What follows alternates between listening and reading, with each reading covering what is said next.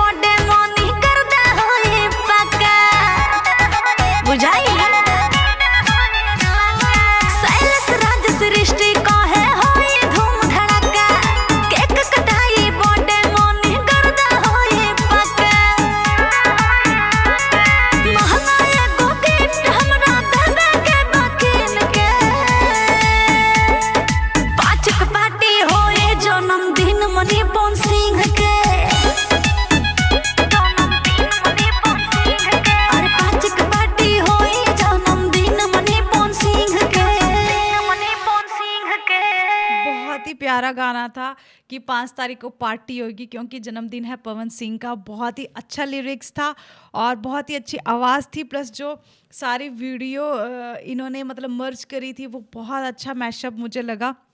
बहुत ही प्यारा वीडियो था।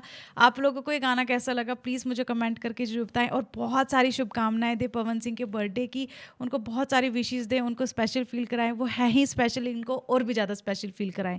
तो फिलहाल मैं इस वीडियो को यहीं करती हूँ ख़त्म। मिलते हैं नेक्स्ट वीडियो में, तब तक के लिए अपना ख्याल रखें, चैनल को सब्सक्राइब करें और मेरी तरफ से पवन सिंह को हैप्पी हैप्पी हैप्पी बर्थडे भैया।